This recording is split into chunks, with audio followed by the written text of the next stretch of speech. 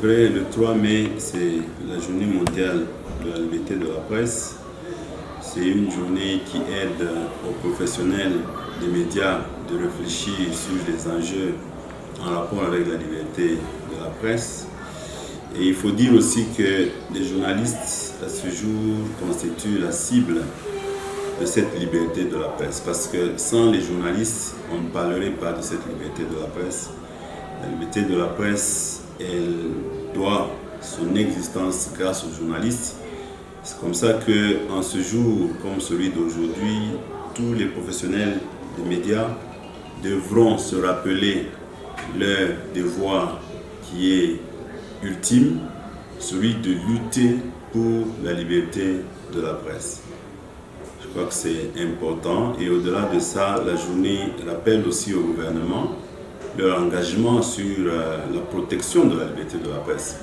Les gouvernements se sont tous engagés, les gouvernements mondiaux du monde entier, à protéger la liberté de la presse et ils doivent se rappeler, ils doivent veiller sur cela pour que la liberté de la presse ne soit pas entravée.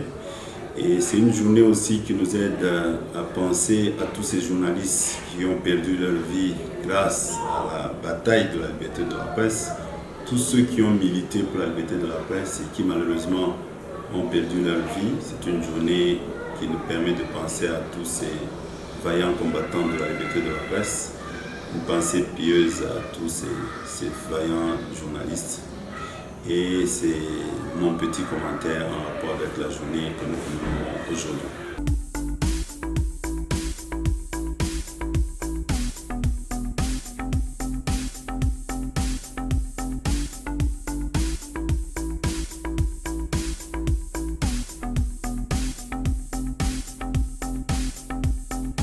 Merci beaucoup, c'est une question très importante et très délicate. Pour répondre à cette préoccupation, j'aimerais juste revenir sur la loi fixant les modalités de l'exercice de la liberté de la presse en RDC. C'est vrai que c'est une loi qui date depuis 1996 et qui a été reconduite depuis 2001 sous le règne du président Joseph Kabila et qui continue jusqu'à ce jour. Cette loi, dans son article 8, elle définit ce que nous entendons par la liberté de la presse. Et cette liberté de la presse, c'est une façon pour les journalistes et pour ceux qui passent par les médias de défendre leurs opinions, leurs idées sans contrainte. Donc quand j'ai une opinion ou un point de vue sur un point quelconque, cela ne peut pas m'être imputé. Donc je peux avoir une lecture sur ce qui se passe, je peux avoir une lecture sur ce qui se fait. Et le journaliste, dans son rôle qui est le gardien, c'est celui de porter la voix de ceux qui n'en ont pas. En quelque sorte, comme on dit, les voix des sans-voix.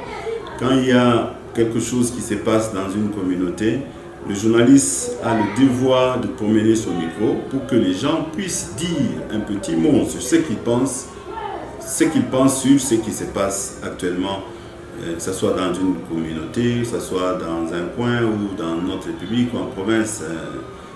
Je crois que c'est le terme qui permet à ce que chacun puisse exprimer sa liberté, en fait, son opinion sans entrave.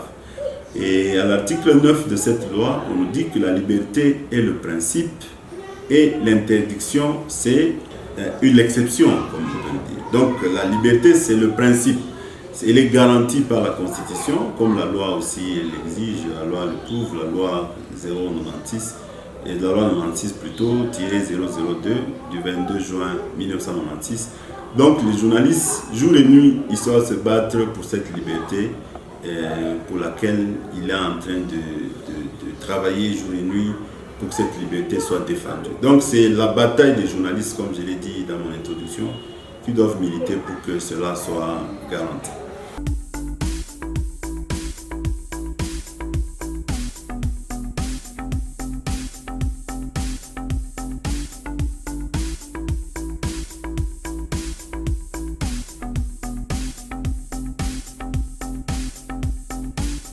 Merci beaucoup. Parce qu'aujourd'hui, c'est la journée de la liberté de la presse. Il est question que nous abordions cette question qui est aussi délicate et qui généralement pose un peu de problème d'incompréhension selon certains partenaires. En réalité, le droit ou le devoir d'informer l'opinion, c'est un devoir réservé à l'État congolais, comme on est en République démocratique du Congo. Et par le devoir d'informer l'opinion ou le peuple, c'est son devoir, mais vu que les moyens de l'État sont aussi limités, par le fait que l'État, avec ses chaînes ou sa chaîne qui est la RTNC, n'arrive pas à couvrir tout le territoire national, c'est comme ça qu'il y a eu naissance de tous ces autres médias, et notamment la presse écrite, la presse en ligne, et j'en passe. Maintenant, tous ces médias sont en train de relayer ou de faire le travail qui est censé être le travail de l'État. Et par conséquent, comme c'est le devoir de l'État, ces médias devraient en principe être payés, être rémunérés pour le travail qu'ils font. Parce que le travail que nous faisons tous les jours, nous faisons le relais du travail qui est celui de l'État, d'informer son peuple sur ce qui se passe dans le territoire national. Alors, mais c'est comme ça que cette même loi prévoit aussi des subventions. Donc l'État devrait subventionner les médias qui sont en règle de fonctionnement. Ils doivent bénéficier de subventions pour permettre à ce que les actions qu'ils font soient pérennisées. Alors, au-delà de ça, il se fait que, comme c'est que nous, depuis que nous existons, nous n'avons jamais reçu cette subvention de l'État, quand même que nous soyons en règle vis-à-vis des devoirs de l'État, mais nous n'avons jamais reçu cela.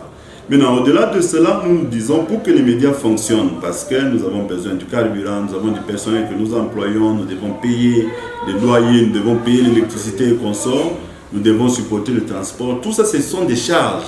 Et ces charges doivent être couvertes par les travaux que nous produisons jour et nuit. Et c'est comme ça qu'au-delà du travail que nous faisons, nous devons nouer des partenariats. Un partenariat, nous le nouons dans l'esprit de dire nous faisons la promotion des activités de telle ou telle entité, mais en contrepartie, cette entité doit nous payer de l'argent pour que nous puissions fonctionner. Au-delà d'être quémandeur, au-delà d'être chaque jour à longueur de la journée en train de demander ça et là, aidez-nous à faire ceci, cela, nous avons initié cet état de choses pour permettre que les médias soient plus autonomes. Mais il se fait que quand nous signons des contrats de partenariat, nos partenaires ne comprennent pas. Je crois que le mot partenaire ou partenariat a quand même un sens dans le dictionnaire. Quand nous signons un contrat de partenariat, il ne faudrait pas que la personne revêtue de l'autorité publique puisse croire qu'elle est au-dessus de l'autre parce qu'elle est revêtue de l'autorité publique. Non, ça ne se passe pas comme ça. En tant que partenaire, nous traitons d'égal à égal. Ça veut dire que nous devons savoir que d'une part, il y a telle entité représentée par telle, et d'autre part, il y a aussi telle entité. Les médias sont aussi des entités, sont aussi des institutions qui fonctionnent et qui ont leur représentation. Il faudrait d'abord qu'il y ait cette considération. Le fait de croire que les médias sont des quémandeurs, quand on signe de partenariat, c'est pour les aider. Il n'y a que les actions dans un sens, ça c'est déjà biaisé, disons, le partenariat. Il faudrait que ceux pour qui, ou ceux avec qui nous signons le partenariat, comprennent que nous sommes là pour relayer ce qu'ils disent. Parce que comme je suis en train de passer l'interview avec vous ici, on n'est qu'à deux dans ce bureau. Il n'y a que vous qui pouvez, à travers vos canaux, relayer ce message pour que l'ensemble ou l'entièreté de la population puisse suivre ce qui a été dit. C'est exactement le rôle que les médias jouent. Ça veut dire que vous êtes seul en train de faire vos œuvres, vos actions, mais il faudrait que les médias le couvrent et mettent ça à la portée de tout le monde. Donc nous sommes en train de relayer les activités que vous faites. Nous sommes en train de faire rayonner vos activités, vos services. Il faudrait cette considération. Ce n'est pas que celui qui donne de l'argent est au-dessus de celui qui rend service. Non, ça ne doit pas se passer comme ça. Je crois que le contrat, c'est d'égal à égal parce que nous l'avons discuté. Il y a des choses sur lesquelles nous devons discuter, les clauses de partenariat. Nous ferons ceci, cela. Disons, d'une manière générale, c'est la promotion des activités de l'entité X que nous allons relayer et vous, en contrepartie, vous nous payerez de l'argent. Il faut d'abord qu'on enlève de nos têtes l'idée de croire que parce que moi je donne de l'argent, je suis au-dessus. Non, ça ce n'est pas correct.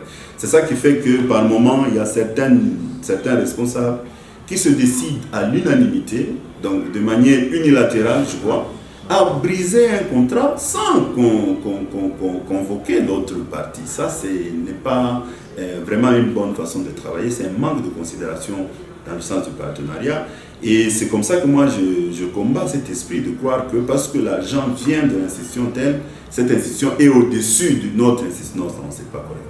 Dans le contrat de partenariat, nous traitons d'égal à égal. Nous signons des contrats, par exemple, avec des organisations internationales qui nous considèrent, qui nous donnent du crédit. Parce que quand vous choisissez un partenaire, vous devez faire des enquêtes sur ce partenaire, qui il est, qu'est-ce qu'il est crédible, ainsi de suite. Mais quand vous décidez de tisser ce lien de partenariat, vous devez respecter mutuellement. Et quand il faut briser ce contrat, il faut appeler l'autre partie. Parce que tout est prévu dans les clauses du contrat.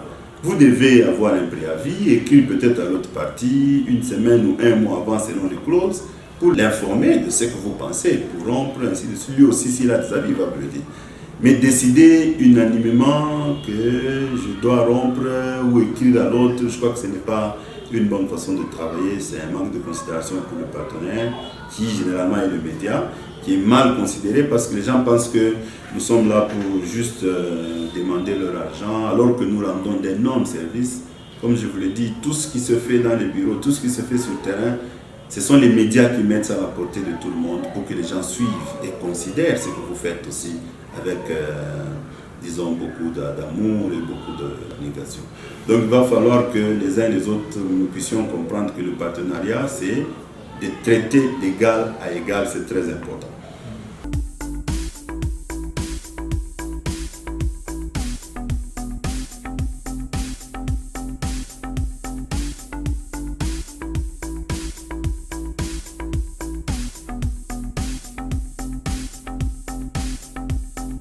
C'est vrai, aujourd'hui, comme j'ai évoqué la loi de 1996 qui fixe les modalités de la liberté de la presse, cette loi, elle est très limitative et ne reconnaît pas en principe les médias numériques. C'est comme ça que depuis 2015, nous avons fait des efforts avec les partenaires acquis, nous, le réseau des radios communautaires, la FRPC notamment, la Fédération des radios de proximité et le partenaire Internews, Fondation Hirondelle. On a initié un projet de loi déjà déposé au Parlement depuis 2015 et qui intègre aussi les médias numériques. Mais malheureusement, ce projet de loi n'a jamais été traité au niveau de l'Assemblée pour revoir cette loi. Parce que nous nous battons avec les ONG de droits de l'homme pour que la loi ici soit quand même revue. Parce qu'elle date de très longtemps. Il y a certains termes qui ne passent plus. Parce que là, on parle de commissaires généraux qui n'existent plus. On parle de certains organes qui n'existent plus. Je crois qu'on doit quand même l'actualiser. Et aussi, quand on passe à la fin sur les délits de la presse, qui sont très percutants sur le travail du journaliste. Le journaliste en tant que civil, il est traité sur base du code pénal, ce qui n'est pas correct alors qu'il est civil. Je crois qu'il y a quand même des choses qui doivent être revues pour permettre que le journaliste puisse faire son travail en toute liberté. Alors, donc le travail, il est celui-là, celui de pousser le législateur à étudier, à analyser la nouvelle loi, la nouvelle proposition de loi, afin de pouvoir la promulguer, pour que les médias, disons, numériques soient aussi intégrés et reconnus en tant que tels. Mais qu'à cela ne tienne, les médias fonctionnent déjà en numérique. C'est vrai qu'en numérique, aujourd'hui, l'info est instantanée, alors que nous, dans les chaînes classiques ou traditionnelles, les médias traditionnels, il nous faut du temps pour traiter le temps, pour respecter la grille et diffuser l'info, ça prend un peu de temps. Alors que dans le numérique, tout le monde peut se réveiller et envoyer les informations. Mais il nous faut quand même travailler de manière professionnelle. Moi, je reviens toujours sur ce que nous appelons le code éthique et code éthique de déontologie du journaliste. La partie qui m'intéresse, c'est le préambule. C'est vrai, on dit là-bas que convaincu que le droit à l'information, à la libre expression et à la critique est l'une des libertés fondamentales de tout être humain et que de ce public à connaître les faits et les opinions procède de l'ensemble des devoirs des journalistes. Donc le journaliste doit savoir qu'il a le devoir vis-à-vis du public. Et que quel que soit ce que le lit par rapport à l'employeur, quel que soit ce que le lit par rapport au pouvoir public, il a le devoir vis-à-vis du public. Il doit rendre compte au public. Parce que si les journalistes n'existaient pas, ce qui se fait en cachette tous ces détournements, tout ça ne devait pas se faire savoir. Donc c'est grâce aux journalistes que toutes ces informations doivent être connues. Alors qu'il faudrait que le journaliste puisse reconnaître le rôle qui est le sien, celui d'amener l'information, sinon bien sûr tout ce que nous avons appris, l'éthique et la déontologie, amener cela au public pour que le public soit informé sur ce qui se passe dans son entourage. C'est très important. Donc cette responsabilité pour moi, elle est très utile pour les journalistes, qu'ils soient des médias traditionnels ou qu'ils soient des médias numériques. Parce qu'aujourd'hui, on a comme l'impression que dans le numérique, c'est n'importe qui amène n'importe quoi. Tu trouves des gens en train de se battre, tu filmes et tu diffuses et les gens font des commentaires. Alors ça, ce n'est pas du journalisme. Un journaliste, comme vous le savez, un professionnel des médias, s'il faut mieux le dire, c'est cette personne qui doit collecter, qui doit traiter et qui doit diffuser à travers un ou plusieurs organes, ça dépend. Mais le fait déjà de collecter, on le fait de manière professionnelle. Le traitement y inclut toutes les notions apprises, tout ce que vous avez appris pour mieux traiter l'information, l'équilibre, le console, la concision et tout ça, tout ce qu'on a appris passe par le traitement avant de diffuser. Mais prendre seulement le brut et le diffuser, ça ne s'appelle pas pour être professionnel des médias. Et c'est très dangereux pour la carrière des professionnels des médias. Parce que ces gens-là, ils précèdent avec des fausses informations. Quand vous venez maintenant avec une information vraie, équilibrée, traitée, mais la population est déjà inondée avec des fausses informations. C'est quand même une petite lutte aussi interne que nous devons faire. C'est un effort qu'il faut fournir pour que la presse en ligne puisse s'aligner aussi. Je ne parle pas de tout le monde, il y a ceux qui travaillent de manière purement professionnelle, mais il y a aussi des gens qui, parce qu'il a un bon téléphone, il peut ramasser n'importe quoi, faire n'importe quel commentaire et balancer dans l'opinion. C'est là que j'ai parlé de la notion de responsabilité du journaliste. Le journaliste a la responsabilité pour son public. Il a le souci que le public pour qui il travaille puisse être informé de manière qui soit la plus respectable que possible. Car il sait très bien que l'info, quand je la donne, si elle est mal perçue, elle peut amener à des troubles publics. Or, quand il y a trouble de l'ordre public, et l'autorité de l'État doit s'y inviter, et vous savez ce qu'il y a comme conséquence.